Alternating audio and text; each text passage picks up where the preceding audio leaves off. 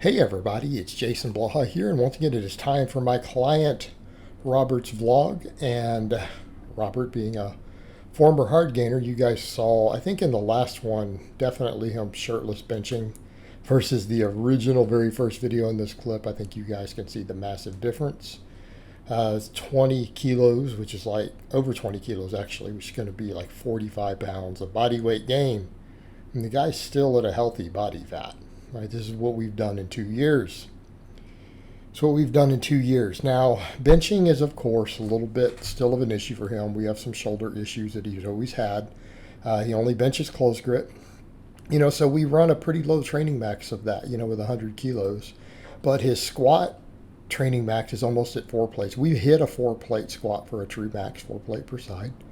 70 kilo press, 230 kilo deadlift. Okay, for Americans, that's just over 500 pounds. That's what we're doing for a training max, and if we go off his rep work, his max is higher than that. He can probably deadlift over 500 pounds now. Okay, he was a tiny, skinny toothpick novice 2 years ago. All right, that's where he was. We're in that 400-pound squat range, 500-pound deadlift range. Now, benching still needs a lot of work, and really, we just got to keep bringing his triceps up more, which I want to actually work on more and more, as we continue to go with him. It's something I want to definitely work on. So he got 6 reps, though, with the new training max at 85%. And keeping in mind, everyone's like, why is he on 531? Because he wanted to run it. He actually was on conjugate for over a year. We built most of his original gains on conjugate. And if he ever wants to go back to conjugate, I will happily put him back on it. Happily put him back on it. But it was just good to get a change in, right? It was good to get a change in. Plus, he tends to favor overhead pressing and stuff. But I mean, it's definitely a possibility. In fact, it might even be fun for us to do. Might even be fun. It's just something for us to consider. Overhead pressing, though, went good this week. He got 6 reps. 6 reps, but really the squatting is what I think did best. Obviously, here after his pressing, we do dumbbell presses, right? We do dumbbell presses because again, he needs the extra chest work. It does him some good. Although, again, he doesn't really have dumbbells at home. He doesn't have dumbbells at home, and I wish that he did, because then on the bench days he does at home, we could do more dumbbell stuff. But I might have him start working his band press downs back in again. He was, had been complaining even those were starting to irritate his elbows. But, they might be worth us working back in for him. Or some JM presses or something. But squatting, he got 8 reps.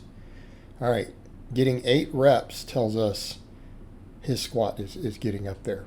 Like he's sitting there saying, hey, how far am I from a 200 kilo squat? How soon can we try it? And to be honest, I don't think he's super far out. I don't think he's super far out. He had said, he wants to try on this block to go ahead and just do whatever 180 kilos, which is higher than his training max, and see how many reps he can get on the last week. And I'm probably going to let him do that, so we can assess how close. Because I told him if he can get that for 3 reps. Then he can get a 200 kilo squat. But, if we wanted to hit all these training maxes all the time, that might be, when he's actually asking about that, it might be time to talk about conjugate again. Right? It might be time for us to consider conjugate again if that's the case for him. But, we'll run this out a little bit longer. I think at least one more block. Right? At least the rest of this block. And then we'll discuss all of that, of if it's an option for him. And it very well might be. But the squatting went great. And he does his main squatting with the straight bar right now. He does the main squatting with a straight bar. And like I said, he got 8 reps at 85% training max, to the new training max. So we're definitely past a 4-plate squat. I think that's fair to say. All right, it's fair to say. Then, of course, he does his back off work with the camber bar. For those who are curious why, because again, he's got some shoulder issues, and this is just testing to see, hey, where's your back squatting at, and let's do the heavy work with it. But we do the volume with the other. And I've done a lot of stuff like that in the past. You guys have noticed when I'm doing a lot of volume squatting, I'll use specialty bars for it. I'll do pause squats and all that stuff with them. I have no problem doing that.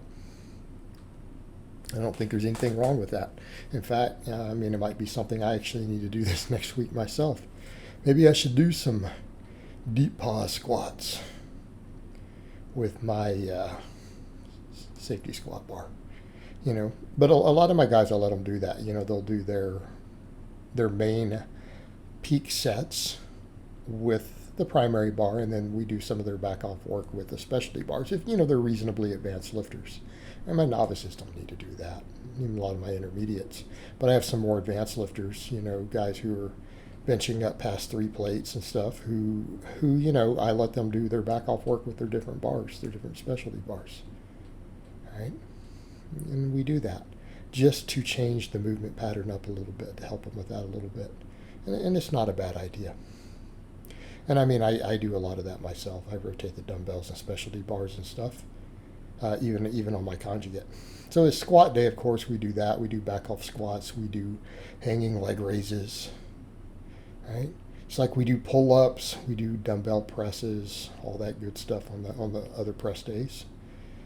So again, this is what we do, hanging leg raises. And his deadlift day, his lower back was getting a little pumped. His hamstrings were cramping, so I let him skip because he messaged me. It's like, well, I did 5 back off sets of deadlift. Can I skip my, my hyperextensions? I'm like, sure, if your hamstrings are cramping, because that's a lot of deadlift work. It's a fair amount of deadlift work. And I think it's fine to let him skip. Plus, he got 7 reps. All right, he got 7 reps here with 195 kilos, which again, for Americans, that's past. We're definitely past 4 plates. In pounds, I want to say that's about, approximately 425. 7 reps, we're not doing bad. And a lot of people asked actually last time too, they're like, what's up with that? Why is he pulling off plates? Because those plates are not full size. They're smaller than standard plates, and so we pull off of those. I let him pull off of those just to help with that. And then plus he's got some sciatic nerve pain, and too much deep pulling actually aggravates that. Right? We have some issues there. And again, he's got a lot of little issues and stuff that started long before he started working with me back when he was really skinny. And a lot of them have gotten considerably better. But they're not perfectly better. We still get elbow pain. We still get shoulder pain. He still has some sciatic nerve pain. Right? These are just issues that we run into with him. They're better than they used to be with all the training and the strength gains in the muscle, but they are still present. And it's just stuff you guys have to be aware of with a lot of your clients. But guess what? It hasn't stopped him from hitting, for his training years, really, really great numbers. Right? It hasn't stopped him. All right, guys, but that's really all I have to say on that today. I hope it's been informative, and I'll talk to you guys next time.